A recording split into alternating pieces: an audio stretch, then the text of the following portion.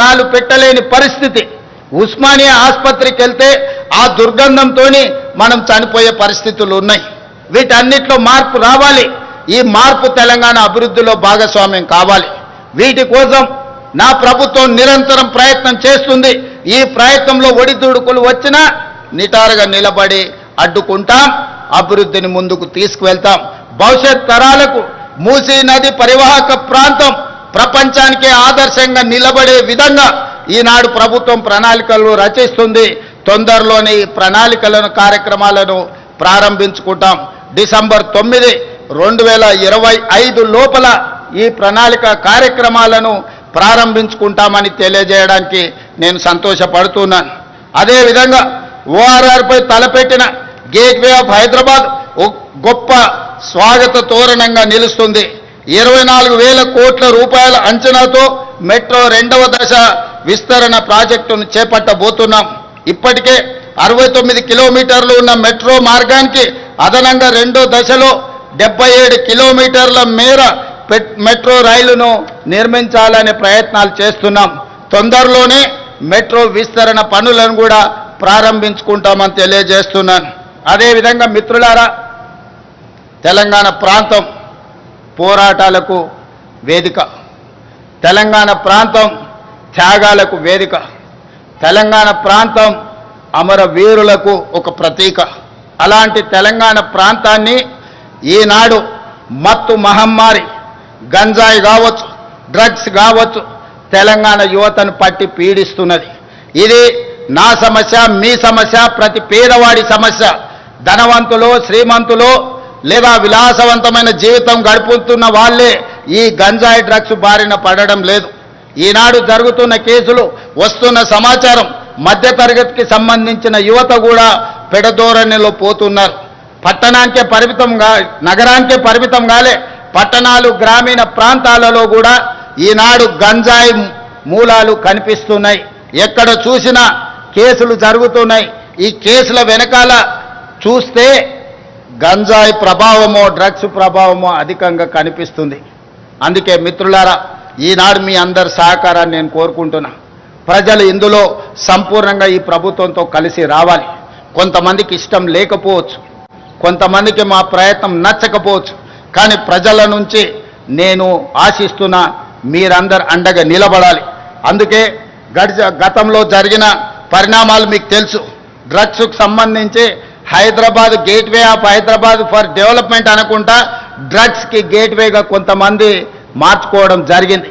అందుకే ఈనాడు ఈ డ్రగ్స్ను నియంత్రించడానికి ఈగల్ ఫోర్స్ను తీసుకొచ్చినాం. ఎక్కడైనా మీకు అందరికీ తెలుసు, గద్ద ఆకాశంలో ఎన్ని వందల మీటర్ల పైన ఎగిరినా తన టార్గెట్ను నిశితంగా గమనించి పక్కాగా గద్ద తను చేయాల్సిన పని చేస్తుంది. అందుకే ఈరోజు తెలంగాణ రాష్ట్రంలో ఈ గంజాయిని, డ్రగ్స్ను నిర్మూలించడానికి ఈగల్ ఫోర్స్ను తీసుకొచ్చినాం.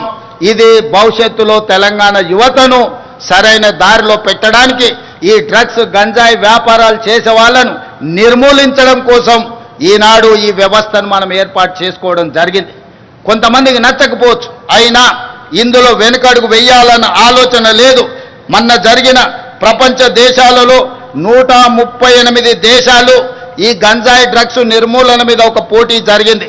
దాంట్లో Hyderabad police world police summit WPS 2025లో డ్రగ్ కంట్రోల్ కేటగిరీలో మన హైదరాబాద్ నార్కోటిక్ ఎన్ఫోర్స్మెంట్ వింగ్ ప్రథమ బహుమతి సాధించింది.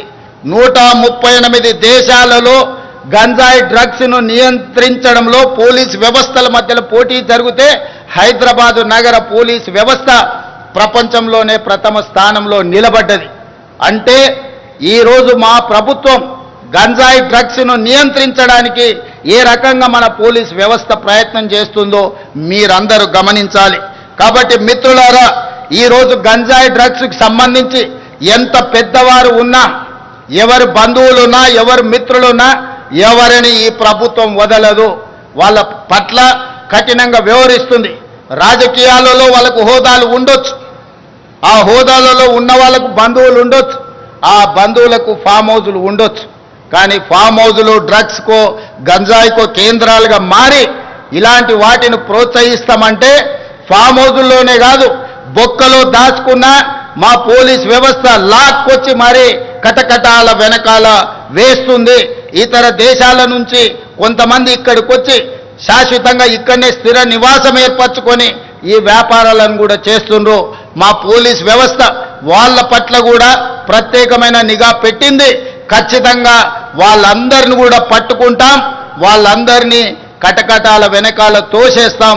ఈ తెలంగాణ రాష్ట్రాన్ని గంజాయి డ్రగ్స్ రహిత రాష్ట్రంగా దేశంలోనే ఆదర్శమైన రాష్ట్రంగా తీర్చిదిద్దడానికి మన వ్యవస్థలన్నీ పనిచేస్తున్నాయి. మీరందరూ సహకరించాలి. తల్లిదండ్రులందరూ కూడా ఆలోచన చెయ్యాలి. మనం ఎంత కష్టపడి జీవితంలో ఎన్ని విజయాలు సాధించినా, ఎన్ని ఆస్తులు అంతస్తులు కూడబెట్టినా మన పిల్లలు వ్యసన పరులై గంజాయికో డ్రగ్స్కో బానిసలైతే మన బాధ ఏ విధంగా ఉంటుందో ఒకసారి ఆలోచన చేయండి. ఈరోజు ఈ ప్రభుత్వం చేస్తున్న చిత్తశుద్ధితో కూడుకున్న ఈ ప్రయత్నాన్ని రాజకీయాలకు అతీతంగా, వ్యక్తిగతమైన దేశాలకు అతీతంగా ఈ ప్రభుత్వానికి సహకరించాల్సిన అవసరం ఉన్నది. ఈ విషయంలో వితండవాదం చేయడం కానీ, ప్రభుత్వం చేస్తున్న ప్రయత్నాలను తప్పుపట్టే వాళ్లను తెలంగాణ సమాజం బహిష్కరించాలి. ఈ దేశంలో, ఈ రాష్ట్రంలో గంజాయి కానీ డ్రగ్స్ కానీ ఆనవాళ్లు ఉండొద్దు. ఈ తెలంగాణ రాష్ట్రం పోరాటాలకు వేదిక, త్యాగాలకు పునాదులు. ఈడ అమరవీరులు గొప్ప త్యాగాలు చేసిన చరిత్ర ఉన్నది. ఈ చరిత్ర కాలగర్భంలో కలిసిపోకూడదు. ఈ గంజాయి డ్రగ్స్ బ్యాచ్ను వదలకూడదు. వాళ్ళ పట్ల కఠినంగా వ్యవహరిస్తామని చెప్పి నేను ఈ సందర్భంగా 4 కోట్ల తెలంగాణ ప్రజలకు నేను మాట ఇస్తున్నాను. అదేవిధంగా మిత్రులారా, తెలంగాణ రైజింగ్ 2047 ఏ గ్రామమైనా, ఏ జిల్లా అయినా, ఏ రాష్ట్రమైనా, ఏ దేశమైనా, ఏ సంస్థ అయినా పక్కా ప్రణాళికలను పకడ్బందీగా తయారు చేసుకొని వాటిని అమలు చేసుకుంటూ ముందుకు వెళితే విజయాలు సాధించడం పెద్ద విషయం కాదు. ఆ విధమైన ప్రణాళికల కోసమే తెలంగాణ రాష్ట్ర ప్రభుత్వం తెలంగాణ రైజింగ్ 2047 విజన్ డాక్యుమెంట్ను పూర్తి చేసుకుంటున్నాం. 2047కి దేశానికి స్వతంత్రం వచ్చి 100 సంవత్సరాలు పూర్తి చేసుకోబోతున్నాం. 100 సంవత్సరాల స్వతంత్ర భారతదేశంలో ఈ దేశమే కాదు, తెలంగాణ రాష్ట్రం ఏ విధంగా ప్రపంచంతో పోటీ పడి అభివృద్ధి జరిగిందో